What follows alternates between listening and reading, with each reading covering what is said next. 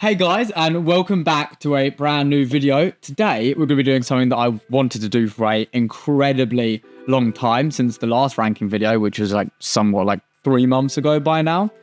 These are all the different old mobile games that were either super popular or they were ones that I just happened to play when I was younger. And I wanted to basically spend this video going through each one and putting them into a tier list.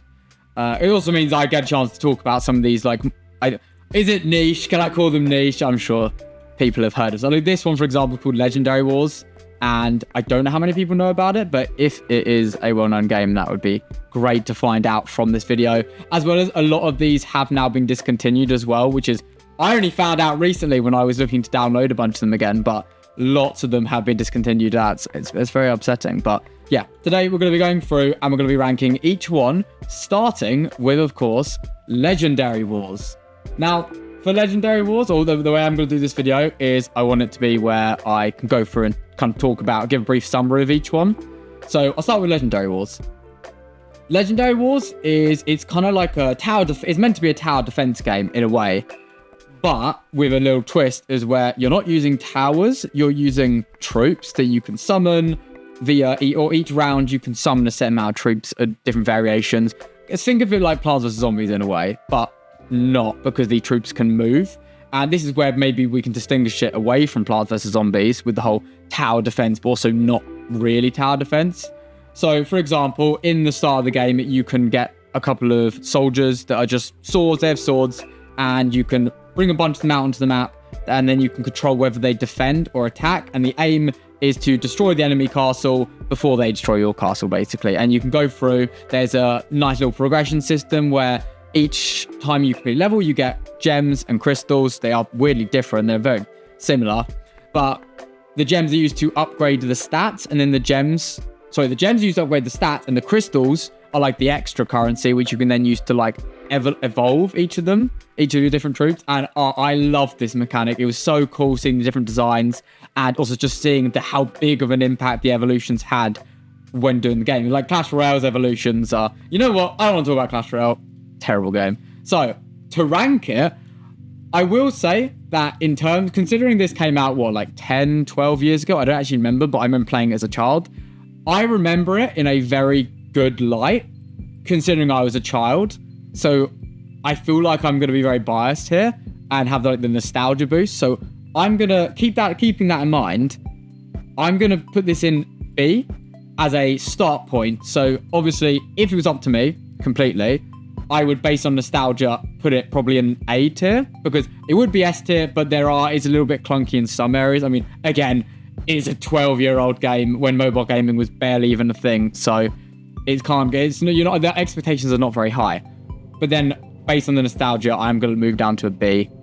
If you guys have seen any of these more smaller games, I say smaller games, this one, the trailer had 130k views, so I don't know how many players that is, but unfortunately, this is one of the discontinued games. It was acquired by some kind of game club thing, and then you pay a subscription to play it, and it's right, there's no need for that.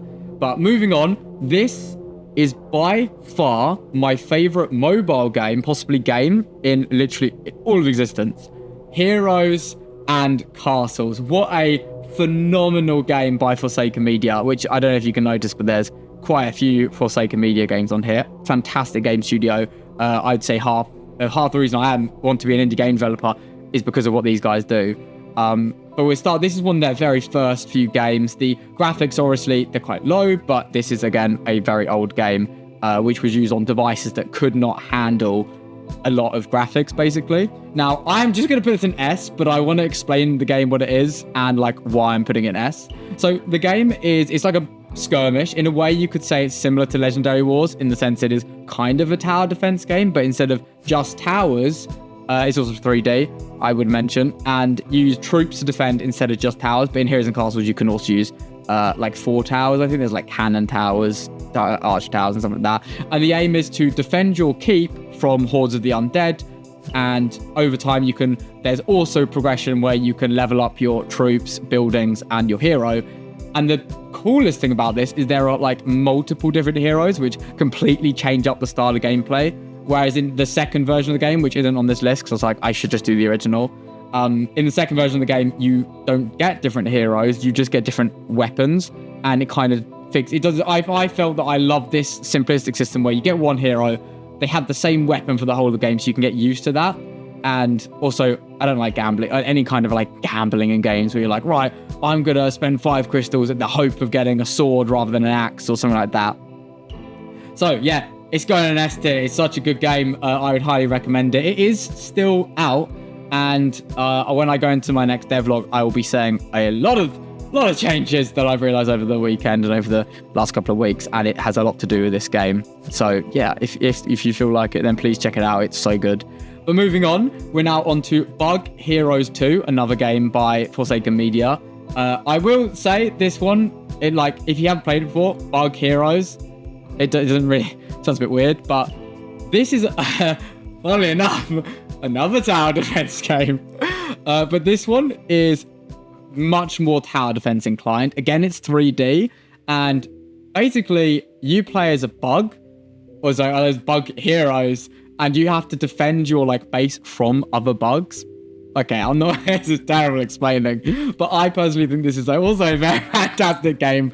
But again, it is very nostalgia-esque, and I will say it is very grindy. I also, in fact, you know what, with Heroes and Castles, one downside, the the difficulty curve is unbelievably high.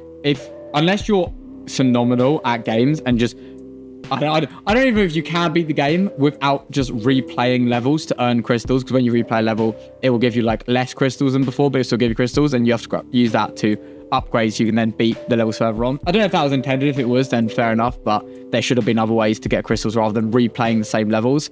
As for Bug Heroes 2, the way it works is a little bit imbalanced, because there are loads of different bugs heroes that you can play as, and you can play as 2 specifically, and you can switch between them, which is it's so cool.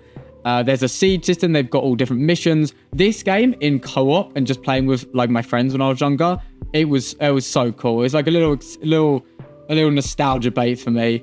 I don't know how I would rank it though, because it's not as good as Heroes and Castles, because it is a little bit repetitive. It kind of each wave starts off the same, and there aren't as many towers, or there are more towers because Heroes and Castles isn't a tower defense game. This one more is, but I do feel that the towers are really difficult to build, and they have actually now got a Bug Heroes tower defense game, a proper what you would expect of a tower defense game, where there's a path and then you've got different towers to defend the path. But I think I'm going to put it in B as well, just below Legendary Wars, because I had a lot of fun playing this, but it's just the grindiness of the game it's quite high. Moving on to the final Forsaken Media game, I think. Yes, okay, final Forsaken Media game. Goated game. Also, you'll never guess, but it's Forsaken Media, because there's 4 indie developers, basically. Block Fortress. This one, I'm sure pretty much everyone knows. It was around the time of Minecraft clones. I'm not saying it is one, but I mean, well, looking at the block that it's on, I guess it kind of looks a little bit like it. But this game, I've actually just started recently playing Block Fortress 2 on my iPad again, and it's just as fun as it always was. It is now more very roguelike-y, where you can get cards and boosts and mods per round, and it's kind of go as far as you can get on each run. And then I think there were permanent upgrades. Yes, for Block Fortress, there were permanent upgrades that you could get between runs, so it's more of a roguelite in that sense. But being able to build a fortress of guns to defend against hordes of zombie, it's goblins, I think, or something like that, or orcs. Goblox, I think is what they're called. And without having to worry about ammo and stuff, this game, simplicity wise, I don't know if you can call it a tower defense, but as for what it was, I love the idea of not having to worry about ammo. There was one restricting factor, which was electricity, but I mean, that's quite fair. I don't think that's anything to be concerned about. There's got to be some restrictions, otherwise you can just place turrets everywhere and it becomes too easy. There was also, you obviously, it's 3D.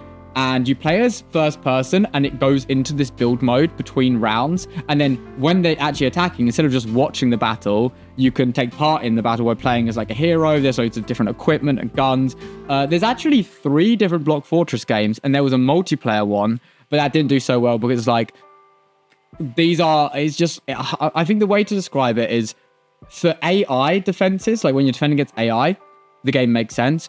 Defending against real players, I don't think the game is built for that, because you're just basically walking into a wall of turrets. There's like, you can get a rocket launcher as the player, and I just find it's too easy. But I think also based on popularity, people know Block Fortress a lot more than they do these two. So I'm going to put an A for popularity, simplism, and also for what would be considered a Minecraft clone, by far the best, 100%.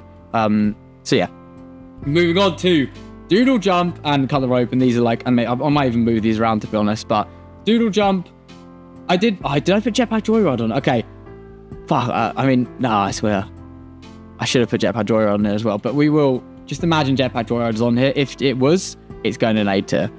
Doodle Jump, on the other hand, I don't know if this is gonna start being controversial, so I won't win it. It's this game, it's not gonna be that controversial. Well, I say that. Anyway, Doodle Jump, I think, it used the gyroscope feature of the phone at the time, which was like a new thing, where you could like tilt your phone to like change which way is it called like a doodler? I don't know that. To like move, it was like a platformer. Did you move that? Did you have to tap on the screen as well? No, the doodler, we're gonna just call him the bean. The bean would like be constantly jumping, and you just had to aim the position of the platforms using the phone, or change the position of the player by tilting your phone. That was such a cool thing, because like it made you to like move your phone. I mean, I've said that like 5 times now, but and there was upgrades as well. I think it went downhill when it started doing like I know, was that a jetpack? I can't remember. It was so long ago. The Doodle Jump is one of the like OG games, I'd say.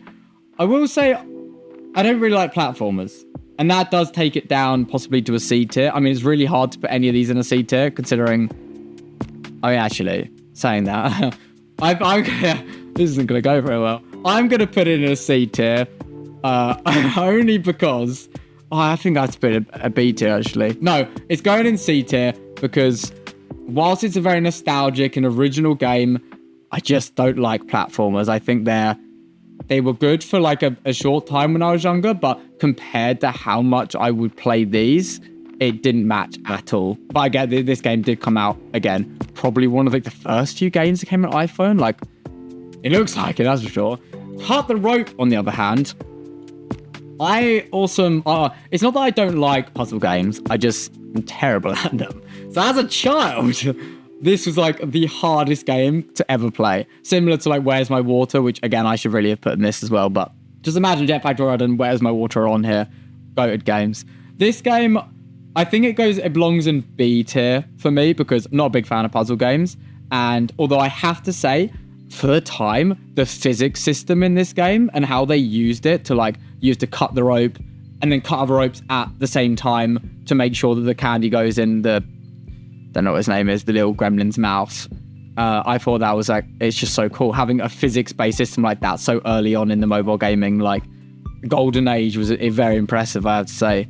So similar to like how Doodle Jump, it did make use of like the gyroscope, and it was a new thing, and it's unique in that sense. But I think Cut the Rope comes above Doodle Jump because it's more complex, I'd like to argue. So yeah, it's staying there. I know there's other Cut the Rope games as well, but this one by far was the best. Now, I don't know if this is like Clash of Clans. It is a Clash of Clans clone, realistically. Star Wars Commander was a Star Wars Clash of Clans clone. It was discontinued a few years ago. I'm not really sure why. But this had such a cool premise of, instead of Clash of Clans, you're kind of on the faction of, well, I don't know, there's only one faction really, there aren't other factions. Whereas in Star Wars Commander, you got, at the start of the game, you would choose whether you were going to be Empire or Rebels, and that means you could then have 2 different entire experiences. They should have just made more accounts, is what I felt. There's another game where you can actually... Art of War 3, if you've heard of that, they have a system where you can be on the 2 different faction sides, but you can have 2 accounts, you can switch between them. With Star Wars Commander, downside is you choose one, you're stuck as it. And it felt a little bit unfair in some senses because the Rebels, I think, had better heroes, whereas the Empire had better overall troops. So like with the Rebels, you can get a hero quite early on. And with the Empire, you have these overpowered, you get like ATSTs almost immediately.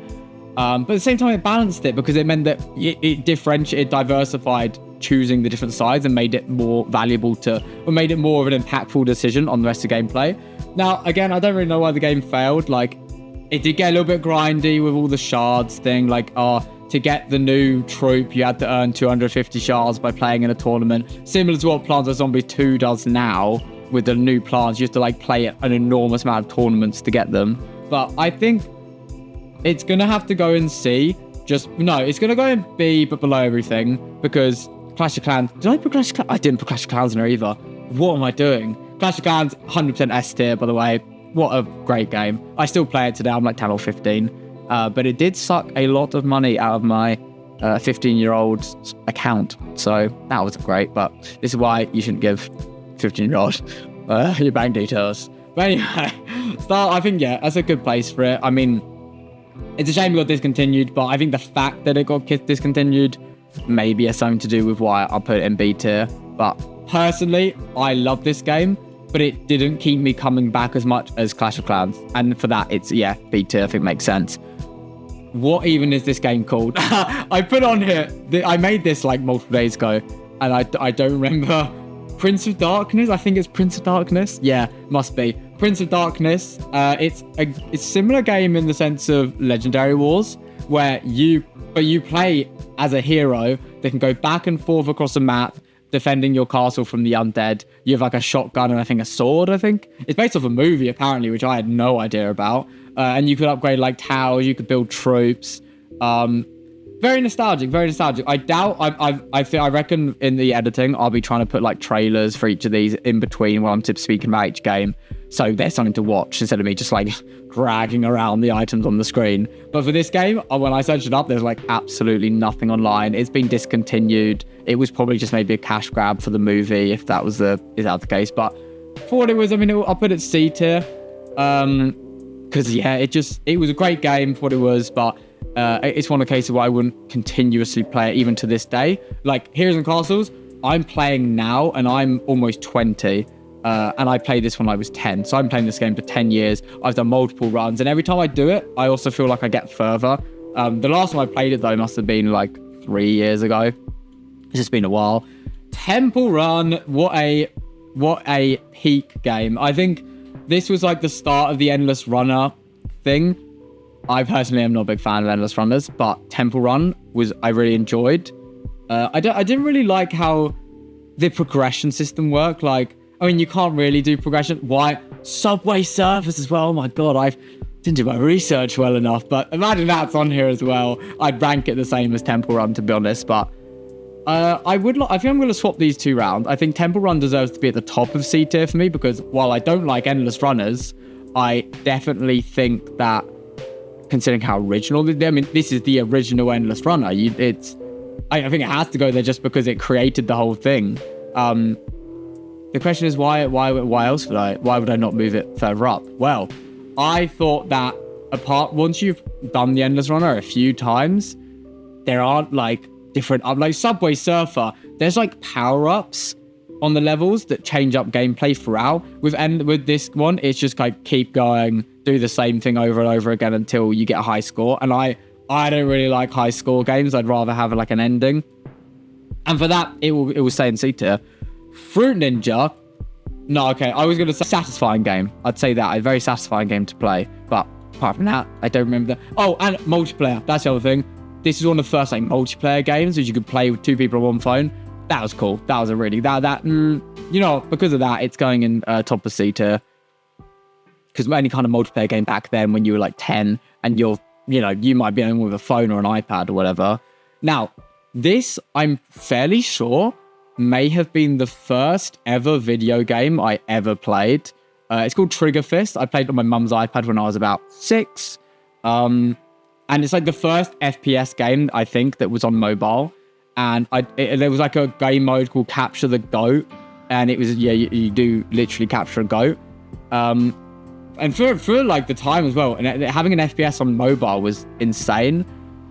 Biggest issue I had with it is I'm pretty sure either I was 6, so I'm not going to be great, but it was a good introduction to the FPS shooter series. I think it might have to go up here in A tier as like an FPS game. It was so good. It was like Call of Duty was around at this time, I'm pretty sure, but this was like a Call of Duty clone in a way, maybe? Could you argue? Possibly. But again, for mobile, it was pretty... I don't know if it's around anymore because it's...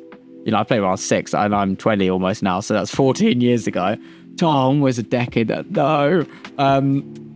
You know, we need to do some editing rounds. So, Legendary Wars, I think I would put up there because I played... There were like a whole... There's Monster Wars, Stellar Wars, and Legendary Wars. They're all great series. But I'm going to leave it like that and add it in there. I think Trigger Fist deserves to go there. First FPS shooter on mobile... pretty good. Only one map, I'm pretty sure, but still... No, maybe 2, actually. And the fact that I could play as a 6-year-old as well showed that the controls must have been at least somewhat intuitive. I hope so, at least. Now, Plants vs. Zombies is going straight in S tier. There is... Is it better than Heroes and Castles? Yes, it 100% is. Definitely top of the list for me. Plants vs. Zombies is one of those games I still play today. Garden Warfare. I know we're not talking about console games, but Garden Warfare series, Plants vs. Zombies 2 I still come back to, but considering this game really hasn't received an update in like a proper update, like overhaul and stuff, it came out of the packaging done, and you do not see that a lot with games nowadays. Like, this game was finished when the game has been the same for the last decade and it hasn't lost popularity. I mean, people still want a new Garden Warfare 3, which I know is a shooter variant of the game, but even so, I know they're developing Plants vs. Zombies 3 for like the last 7 years or something, but I did see the recent one was like a Fusion version, and that looks cool, but they did steal it from Plants vs. Zombies Fusion, the mod version. But yeah, Plants vs. Zombies, I mean, I don't even know, I've just realised I've not really been explaining these games, have I? But I'm assuming all the ones apart from these ones are like well known, so I'm hoping that people will already know what they're like. Plants vs. Zombies though, it's up there. Like the idea of Plants vs. Zombies, it's like having the plants be mutants that can shoot zombies in a zombie apocalypse. Cool premise for a game. They delivered on the tower defense genre really well, I think. Like, it's not just, you know, here's the set path. You can only place towers along certain points of this path. It was, they all come from the same direction along 5 different lanes, and you can change up gameplay that way. And also the whole sunflower mechanic where you have to get sun and that's the currency, I find a lot better than earning coins from defeating enemies, because then you're reliant on how many enemies come. Whereas with sunflowers, you can place as many as you want, and based on that, you can build your big defenses, which I think is really cool. And as a cultural standpoint, is that too deep of a word? I don't know. Like, is it too significant of a... Is it too significant? I don't know the word is I'm trying to say. Anyway, Plants vs. Zombies is up there. It's left a stamp on culture itself, is what I like to say. And I think it deserves S tier. If anyone disagrees with that, then, well, I don't know what to say. Samurai, what was it called? I think it's called like Samurai vs. Zombies or something. So you never guess it was quite similar to this game.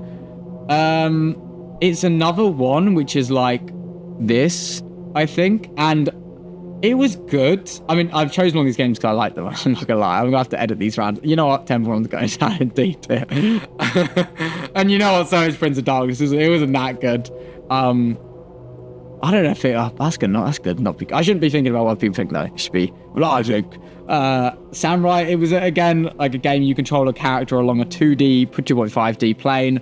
Zombies come and attack you.